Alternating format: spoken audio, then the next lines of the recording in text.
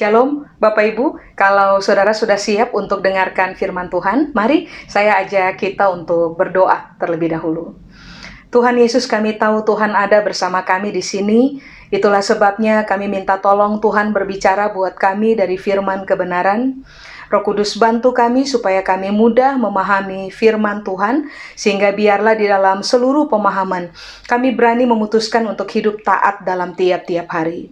Sementara kami belajar, Tuhan memberkati kami. Buat Tuhan seluruh kemuliaan. Di dalam nama Yesus kami berdoa. Amin, amin. Bapak Ibu, izinkan saya kali ini mau berbagi kepada saudara tentang persoalan bersyukur. Jadi mari saya undang Bapak dan Ibu untuk buka bersama dengan saya di dalam 1 Tesalonika pasal 5 ayat yang ke-18. 1 Tesalonika pasal 5 ayat yang ke-18. Mari saya baca, Bapak Ibu. Alkitab bilang, mengucap syukurlah dalam segala hal, sebab itulah yang dikehendaki Allah di dalam Kristus Yesus bagi kamu. Kalau sampai hari ini saudara bertanya, apakah kehendak Tuhan untuk kehidupan saudara? Maka ayat 18 itu secara tegas memberitahukan kepada kita bahwa salah satu kehendak Tuhan yang Dia mau supaya pada akhirnya saudara dan saya terbiasa mengerjakannya dalam kehidupan adalah mengucap syukur. Amin. Berarti dengan kata lain, siapa saja yang memutuskan untuk mengucap syukur dalam tiap-tiap hari, mereka sedang ada pada pusat dari kehendak Tuhan itu sendiri. Amin. Nah, mari kita belajar dulu tentang kata, rangkaian dari dua kata, yaitu mengucap syukur. Dalam bahasa Yunani, Bapak Ibu, mengucap syukur di situ itu menggunakan kata eucharisteo, atau ada juga yang menyebutnya dengan istilah eucharisto. Apakah mengucap syukur atau eucharisteo? Pengertian yang paling pertama adalah ini, Pak Ibu, sebuah kesadaran akan nikmat yang telah Tuhan anugerahkan kepada kita. Berarti begini, pengucapan syukur itu selalu akan dimotori oleh kesadaran kita terhadap semua nikmat atau semua kebaikan yang Tuhan anugerahkan kepada kehidupan kita. Bapak Ibu, kalau kita mau jujur, tidak untuk selamanya isi dari cerita hidup kita adalah ratapan dan kesusahan. Sebab kalau saudara dan saya mau jujur dan mencermati bagaimana Tuhan telah bekerja di dalam kehidupan kita, maka kita akan menemukan ada banyak hal yang bisa kita nikmati akibat dari rancangan Tuhan dan pekerjaan tangan Tuhan dalam kehidupan kita. Terhadap semua nikmat yang Tuhan anugerahkan itu, saudara dan saya harus memutuskan untuk membangun kesadaran terhadapnya. Sebab siapa saja sadar bahwa dalam hidup saya, Tuhan telah berkasih karunia. Saya telah ada pada posisi menikmati banyak hal dalam kehidupan. Maka pada titik itu, saudara dan saya dikenal sebagai orang-orang yang sedang bersyukur kepada Tuhan. Nah, kata bersyukur, mengucap syukur atau kata eucharisteo, pengertian yang kedua adalah bersyukur. Sedangkan pengertian yang ketiga dari mengucap syukur atau eucharisteo adalah menang, Pak Ibu. Berarti Alkitab lagi bilang, siapa saja yang membangun kebiasaan mengucap syukur dalam kehidupan mereka, mereka bukan hanya sekedar sedang berada dalam kehendak Tuhan, tapi mereka juga sedang memposisikan diri mereka ada pada keadaan menang. Dengan kata lain, Alkitab bilang, kalau saudara dan saya terbiasa bersungut-sungut dalam kehidupan, mengeluh aja dalam kehidupan, maka saudara dan saya sebenarnya sedang memposisikan diri kita ada pada realita kalah.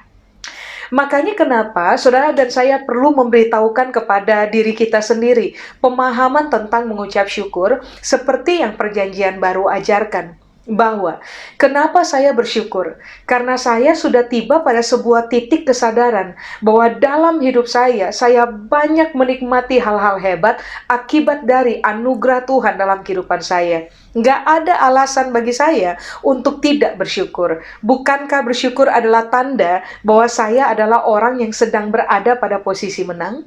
Amin. Nah, itu kalau dalam Perjanjian Baru. Nah, mari sekarang kita lihat apa yang diajarkan dalam Perjanjian Lama. Mari Bapak Ibu, saya ajak saudara untuk buka dengan saya dalam Yesaya pasal 12. Mari saya baca ayat yang pertama. Yesaya pasal 12 ayat yang pertama. Alkitab bilang ini Bapak Ibu. Pada waktu itu engkau akan berkata, "Aku mau bersyukur kepadamu ya Tuhan, karena sungguh pun engkau telah murka terhadap aku, tetapi murkamu telah surut dan engkau menghibur aku." Nah begini, penulis dari kitab Yesaya itu berkata kepada Tuhan, "Aku mau bersyukur kepadamu ya Tuhan." Jadi bersyukur adalah keputusan Pak Ibu. Amin. Sebab begini, bersyukur kalau tidak saudara dan saya putuskan, maka percayalah, kita selalu akan menemukan alasan untuk kita mengeluh dan kita bersungut-sungut. Amin. Makanya kenapa Alkitab bilang, Yesaya bilang ini, "Aku mau."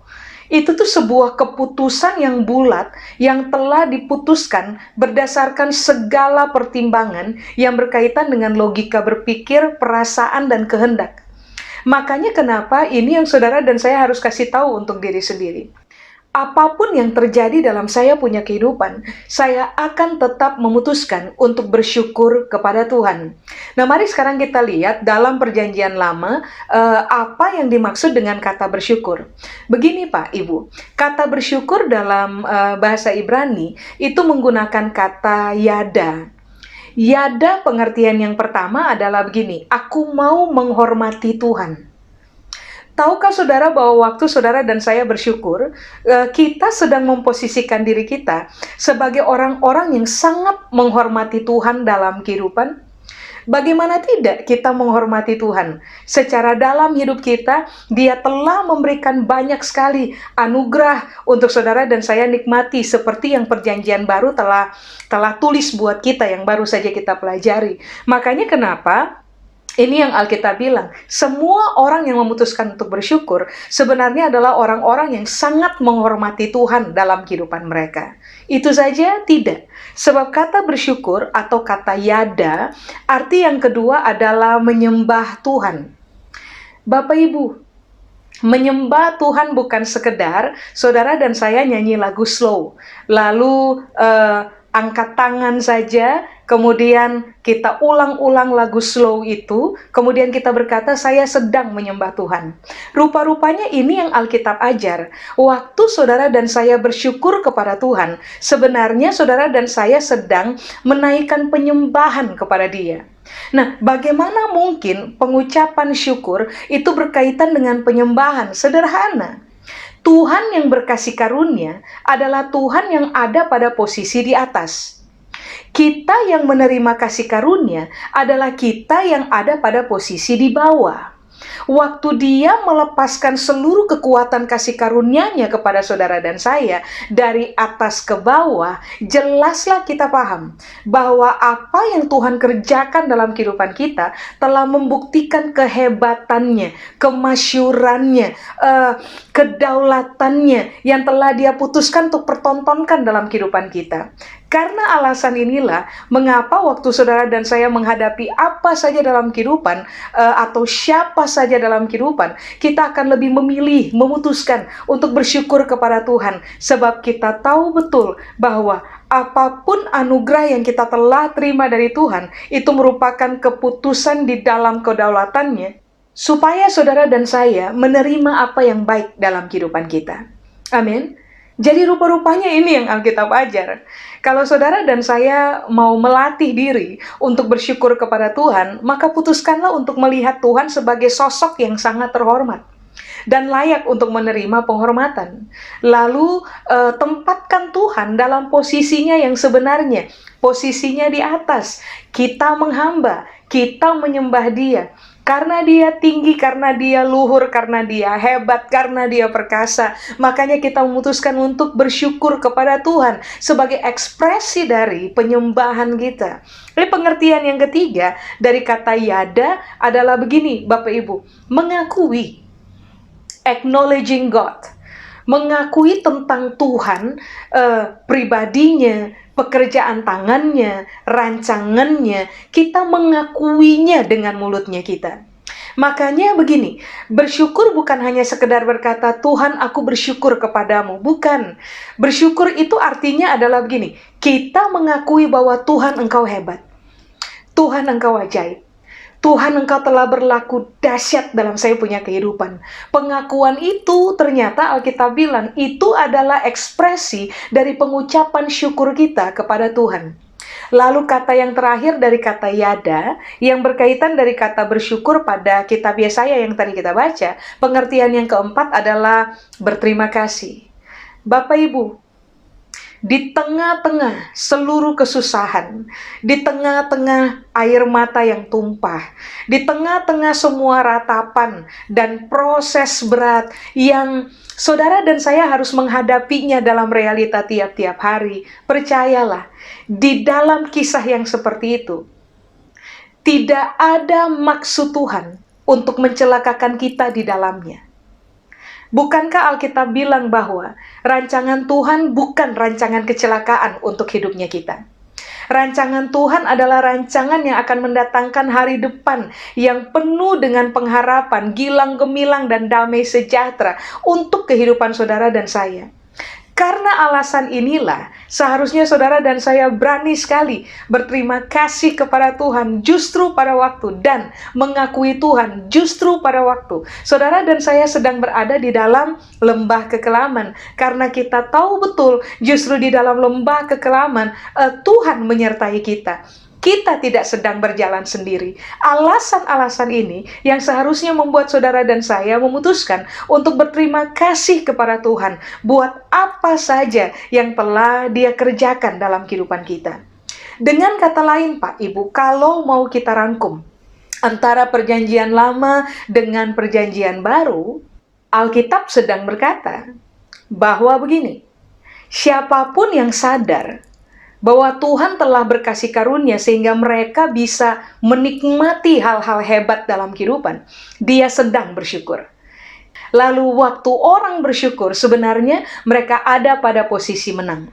Lalu, kapan kita dikenal sebagai orang yang bersyukur? Waktu kita menghormati Tuhan di dalam seluruh kebesarannya. Waktu kita mengakui bahwa Dia punya posisi ada di atas. Dia berdaulat atas kehidupan kita. Kita posisi di bawah, kita memutuskan untuk menyembah Dia. Lalu, kita berterima kasih dan mengakui betapa hebatnya apapun yang Dia pikirkan berkaitan dengan kehidupannya kita. Amin. Nah sekarang mari, saya undang saudara untuk buka dengan saya Ayub pasal 42, Bapak Ibu, ayat 1 sampai dengan ayat 2. Secara teori kan begini Pak Ibu, bersyukur itu secara teori gampang sekali. Tapi secara praktek itu susah sekali. Makanya kenapa dari awal saya berupaya berbagi kepada saudara tentang pemahaman atau landasan berpikir yang berkaitan dengan bersyukur. Sebab begini, kalau sampai saudara dan saya telah memiliki pemahaman yang mengakar tentang makna bersyukur, maka one day at a time kita ini akan bagaimana ya Pak, Ibu, akan melatih diri berkali-kali untuk bersyukur kepada Tuhan sampai kita mendapati diri kita itu punya kebiasaan bersyukur kepada Tuhan. Nah mari lihat lagi Ayub pasal 42 ayat 1 sampai 2. Mari saya baca.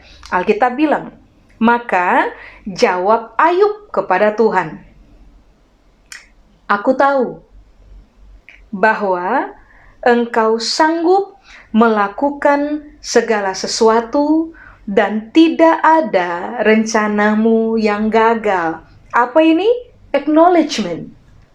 Sebuah pengakuan dari dasar pemahaman yang kuat mengenai siapa Tuhan, yang kemudian memicu kita melakukan tindakan acknowledgement, mengakui siapa Tuhan dalam kehidupan kita dan bagaimana rancangannya dan kemampuannya dalam bertindak atas kehidupan kita. Saudara tentunya tahu, tadi saya sudah bilang bahwa dalam hidup kita tiap-tiap hari. Kita ada, sometimes kita dibawa masuk dalam lembah kekelaman, sometimes kita dibawa naik dan berjejak kaki di atas puncak bukit. Tetapi mengertilah, berjejak kaki di atas puncak bukit bukan satu-satunya keadaan yang mengesahkan saudara dan saya ada pada posisi menang. Harusnya saudara dan saya pun ada juga pada posisi menang waktu kita ada di dalam lembah kekelaman, Pak Ibu. Mengapa? Sebab itu yang tadi saya bilang tuh. Kita paham betul apa yang sedang Tuhan kerjakan. Kita paham betul siapa Tuhan dalam kehidupan kita. Karena alasan itulah kenapa kita akan mengakui Tuhan sebagai ekspresi dari pengucapan syukur kita kepada Dia. Saudara bayangkan Ayub. Dalam kitab Ayub, pasal-pasal pertama, Alkitab bilang buat kita bahwa Ayub bukan sekedar berhadapan dengan proses berat dalam kehidupannya. Kalau dalam bahasa saya secara pribadi, kata saya dalam Ayub pasal 1, pasal 2, dan pasal-pasal awal, Ayub sebenarnya sedang menjalani atau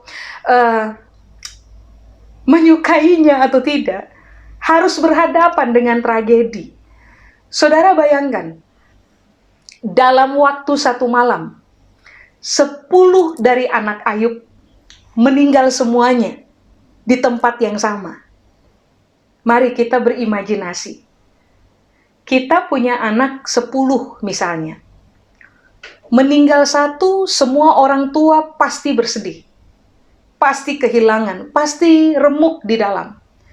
Tapi paling tidak, kita itu masih punya jiwa yang tentram, jiwa yang tenang, karena puji Tuhan 9 anak kita yang lain itu masih hidup. Akan gampang sekali tuh untuk menemukan alasan bersyukur. Karena dari 10 yang meninggal 1, 9 masih ada. Tapi coba saudara bayangkan, anak 10 orang meninggal dalam waktu bersamaan, di tempat yang sama, dalam satu malam. Kalau Ayub mau menemukan alasan untuk menista nama Tuhan, pada kejadian itu, Ayub bisa temukan alasan untuk menista nama Tuhan. Sudah? Yang berikutnya, Alkitab bilang, Ayub bukan sekedar mengalami kehilangan 10 anaknya, tetapi Alkitab bilang, Ayub kehilangan harta bendanya. Bapak Ibu, Alkitab mencatat, Ayub adalah orang laki-laki terkaya di bumi belahan timur. Bayangkan, ini bukan di kota bagian timur gitu. Enggak, ini di bumi belahan timur. Berarti kekayaannya fantastis kalau dihitung hari ini. Lalu Alkitab bilang, dalam kurun waktu yang sangat singkat, Ayub kehilangan apapun yang dia punya dalam kaitannya dengan seluruh kekayaan yang selama ini Tuhan percayakan kepada dia. Itu saja? Tidak. Berikutnya Alkitab bilang, sahabat-sahabat Ayub meninggalkan Ayub. Kalau toh mereka datang, mereka hanya datang untuk menghakimi. Berikutnya, istri Ayub. Orang yang Alkitab bilang, istri adalah penolong yang seharusnya hadir untuk berhadapan, mendampingi suami berhadapan dengan tragedi kehidupan. Sehingga pada akhirnya suami juga mendapatkan kekuatan karena hadirnya seorang istri sebagai penolong. Tetapi di Ayub pasal-pasal awal, istri Ayub keluarkan kalimat ini. Bahasa saya, masa sih? Dengan semua hal, dengan semua tragedi yang kamu hadapi, kamu masih menyembah Tuhan?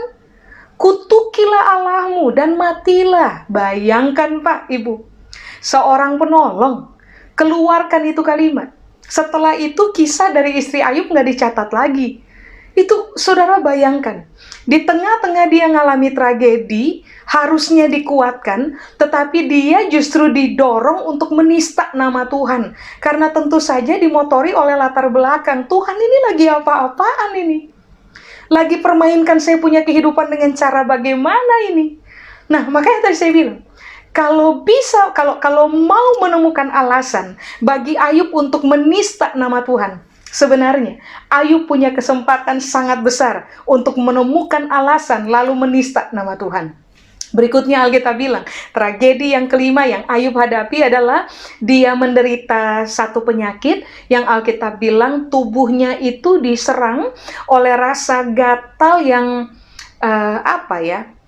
sulit untuk diterjemahkan. Sebab Alkitab bilang tubuhnya digaruk, waktu tubuhnya gatal, digaruk pakai beling, Pak, Ibu, rasa gatalnya nggak hilang. Makanya kenapa dalam kitab Ayub, Alkitab menulis bahwa tubuhnya Ayub menjadi bau karena borok pada tubuhnya. Bayangkan, laki-laki paling kaya di bumi belahan timur, dalam seluruh kemegahan dan semaraknya, tiba-tiba ada pada posisi bermandikan debu di tanah lapang, dalam posisi bau, jorok, borokan. Itu tuh kan sebuah keadaan upside down, Pak, Ibu. Dulunya di atas, lalu di bawah. Bukan hanya ini di bawah nih, di bawah dari yang paling bawah. Itu yang Ayub hadapi. Lalu coba saudara teliti kitab Ayub. Sampai pada akhirnya saudara akan menemukan, dan saya juga akan menemukan ayat yang tadi kita baca. Ayub pasal 42, ayat berapa tadi? 1-2. Nah, di ayat 2-nya ini yang Ayub bilang, I know. Paling tidak dua kata itu, aku tahu. Itu artinya adalah ini, setelah melampaui proses mencermati, mengalami proses yang memang saya harus jalani, mencermati, mengetahui, dan memahami, akhirnya saya tiba kepada sebuah kesimpulan bahwa Tuhan itu sanggup, kata Ayub, untuk melakukan segala sesuatu, dan gak ada dari rencana Tuhan yang gagal. Coba saudara bayangkan, dalam kisah pilunya sekalipun, Ayub dapat tetap memutuskan untuk bersyukur kepada Tuhan. Makanya di ayat-ayat berikutnya ini yang kemudian Ayub bilang, dengan menyesal, saya dengan bermandikan abu dan menyesal, saya cabut semua perkataan saya tentang Tuhan.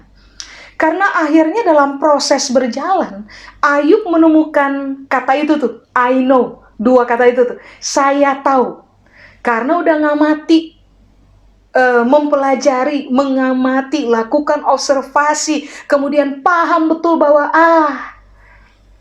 Tuhan ternyata tidak pernah gagal dalam rancangannya.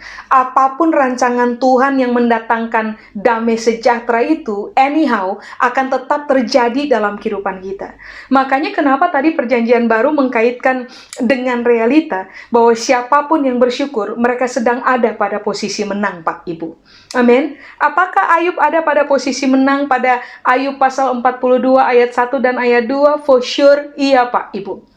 Kenapa dia menang? Karena pada posisi sukar, dia masih tetap bisa melihat bahwa Tuhan tidak pernah gagal dalam rancangan. Bapak Ibu semua kita masih tetap berhadapan dengan situasi ini hari ini, COVID-19. Nggak ada yang bisa memprediksi kisah ini berakhir kapan. Ada banyak orang yang telah mengalami tragedi, kehilangan, keterpurukan, kesusahan, you name it. Tapi begini Pak Ibu, jangan biarkan ketiadaan pemahaman kita mengenai siapa Tuhan yang sebenarnya menggiring saudara dan saya kepada gaya hidup bersungut, kepada gaya hidup mengeluh, yang ujung-ujungnya akan membuat saudara dan saya ada pada posisi kalah. Seberat-beratnya tragedi, kisah, proses yang saudara dan saya sedang hadapi pada musim ini, putuskanlah untuk begini, mencermati ulang. Tuhan punya rancangan apa untuk saya? Tuhan lagi didik saya dalam pemahaman baru yang bagaimana mengenai siapa Tuhan. Saya bisa nggak menemukan bahwa di tengah-tengah kisah air mata masih ada tuh nikmat yang Tuhan pertontonkan yang bisa saya nikmati dalam kehidupan. Coba bangunlah kesadaran bahwa Tuhan tidak pernah menahan kebaikan untuk saudara dan saya dalam kehidupannya kita. Bangunlah kesadaran bahwa di tengah proses berat sekalipun yang sedang Bapak, Ibu, dan saya alami hari ini, kehormatan Tuhan itu tidak terganggu. Tuhan itu tetap terhormat. Dia tetap adalah pribadi yang layak untuk disembah.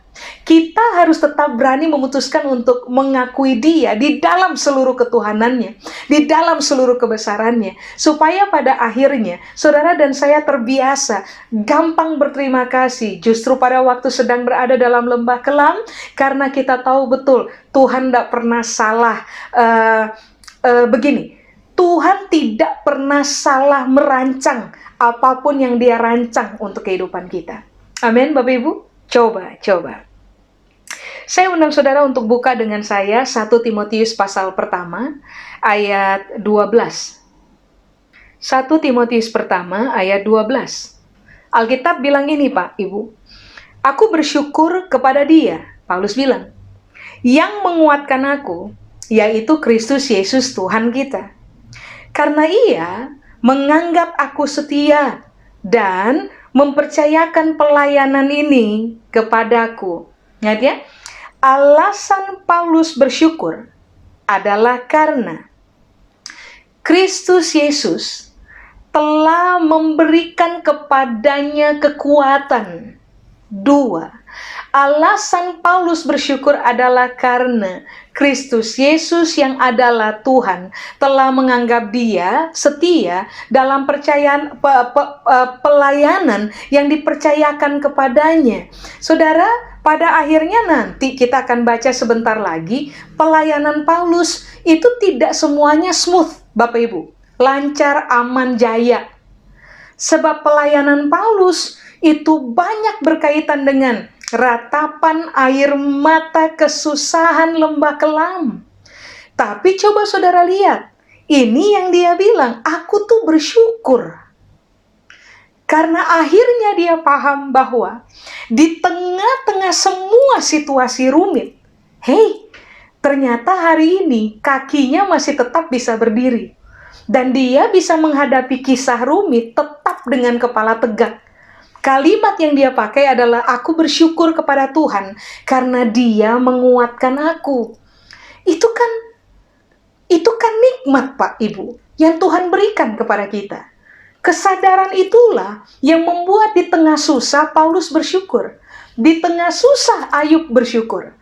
Nah, harusnya kita pun membangun kesadaran yang sama, supaya pada akhirnya di tengah susah, saudara dan saya akan berani memutuskan untuk saya tetap akan bersyukur kepada Tuhan. Sebab saya maunya dalam keadaan susah saya tetap menang.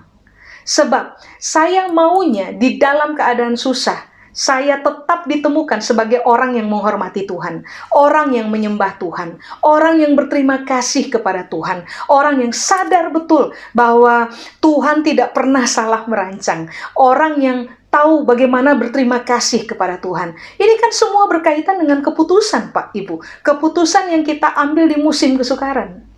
Amin. Bapak, Ibu, percayalah bahwa perasaan kita dan tindakan kita akan sangat gampang takluk kepada pikiran kita yang telah didominasi oleh pemahaman mengenai kebenaran tentang siapa Tuhan. Itulah sebabnya mengapa di musim susah, saudara dan saya harus cari Tuhan. Kenali Tuhan sampai kita bisa ngomong seperti Ayub bicara, aku tahu. I finally find it out. Saya akhirnya menemukan, saya akhirnya paham bahwa yang sedang Tuhan kerjakan tidak ada maksud jahat, yang ada cuman maksud baik. Saya akhirnya tahu betapa hebatnya Tuhan dalam kehidupan saya. Justru pada kisah apa? Justru pada kisah sukar. Amin. Coba. 2 Korintus pasal 11. Mari saya baca ayat 23 sampai dengan ayat 28. 2 Korintus pasal 11 ayat 23 sampai dengan ayat 28. Alkitab bilang, Bapak Ibu, Paulus bilang, apakah mereka pelayan Kristus? Aku berkata seperti orang gila, aku lebih lagi. Ingat, Tadi dia bilang, aku mengucap syukur kepada Tuhan. Di tengah-tengah pelayanan yang dia percayakan kepadaku, aku bersyukur kepada Tuhan. Karena dia memberi kekuatan kepadaku. Sudah? Nah, di ayat 23 Alkitab bilang, apakah mereka pelayan Kristus? Aku berkata seperti orang gila, aku lebih lagi.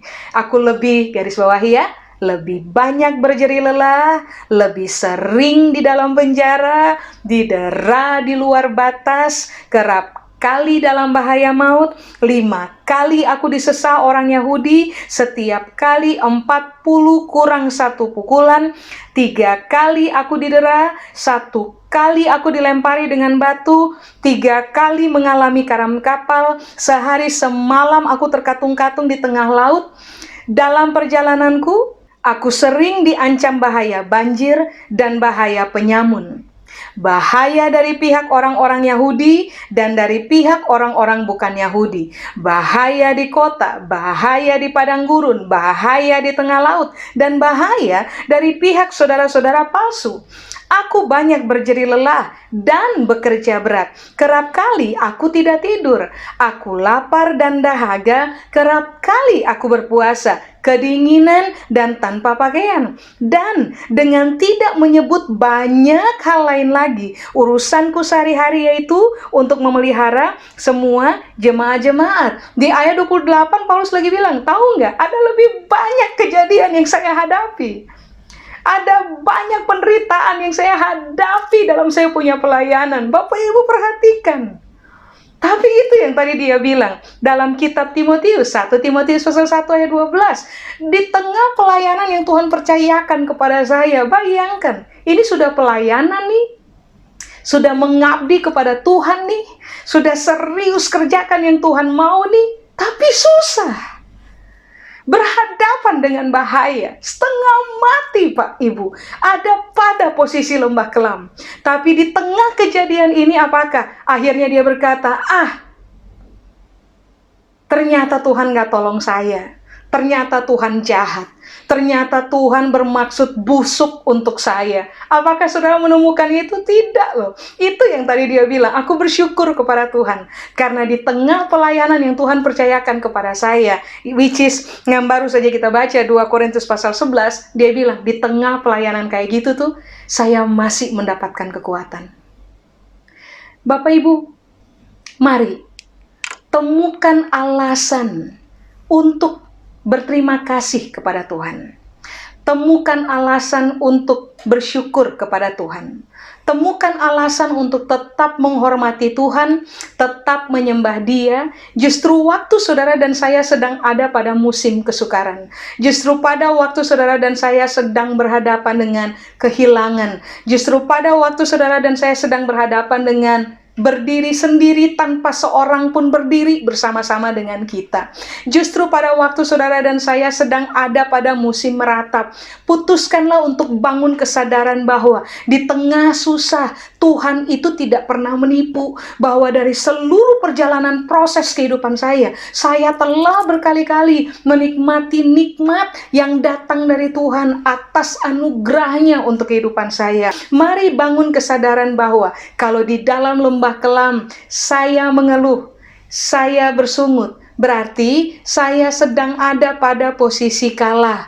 Justru waktu saya berhadapan dengan lembah kelam, saya harus memutuskan untuk berada pada posisi menang. Dengan cara bagaimana? Bersyukur kepada Tuhan, berterima kasih kepada Tuhan, hormati Tuhan, akui Dia di atas, kita ada di bawah, kita menyembah Dia. Lalu akui tentang siapa Dia buat hidupnya kita.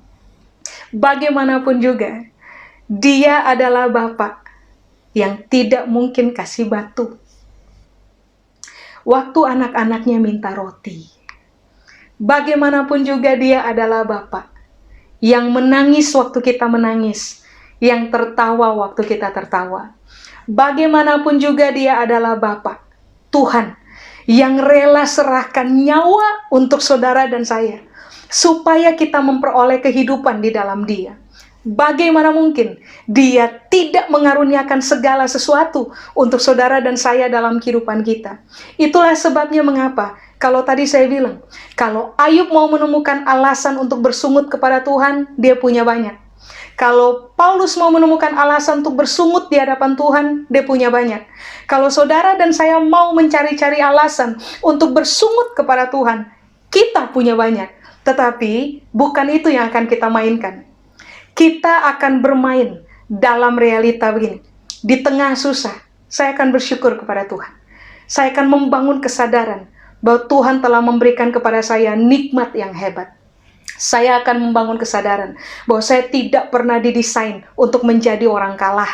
Saya didesain untuk menjadi orang menang. Saya didesain sebagai hamba dan Dia adalah Tuhan. Dia adalah Tuhan. Dia layak menerima penyembahan saya. Dia layak memperoleh penghormatan dari saya. Saya harus berani mengakui Dia dalam semua langkah kehidupan saya dengan ekspresi bersyukur itu sendiri, supaya pada akhirnya seumur hidup, waktu saudara dan saya berjejak kaki di atas puncak gunung, kita dikenal sebagai pemenang, tapi waktu kita semua sedang berada dalam lembah kekelaman, saudara dan saya tetap dikenal sebagai seorang pemenang. Amin. Saya selesai, Bapak Ibu. Mari saya ajak Bapak dan Ibu, kita berdoa. Kami tahu bahwa Engkau sanggup melakukan segala sesuatu dalam hidup kami. Dan tidak ada rencanamu yang gagal. Hari ini kami berdoa kiranya firman Tuhan yang kami pahami hari ini membangun di dalam kami kesadaran berpikir benar. Kesadaran bahwa Tuhan itu hebat. Kesadaran bahwa Tuhan punya rancangan atas hidup kami, bukan rancangan kejahatan. Tuhan punya rancangan dalam kehidupan kami adalah rancangan damai sejahtera yang mendatangkan hari depan gilang gemilang untuk hidup kami. Tuhan punya rancangan akan mempertemukan kami dengan nikmat di dalam kasih karunia Tuhan. Bantu kami untuk membangun kesadaran dalam logika berpikir kami, supaya pada akhirnya kami dikenal sebagai orang-orang percaya yang memiliki kebiasaan bersyukur kepada Tuhan. Waktu kami dapat sesuatu, kami bersyukur kepada Tuhan. Waktu kami harus melepas sesuatu, kami bersyukur kepada Tuhan. Dan waktu kami kehilangan sesuatu, kami harus tetap memutuskan dengan sadar dan sengaja untuk bersyukur kepada Tuhan.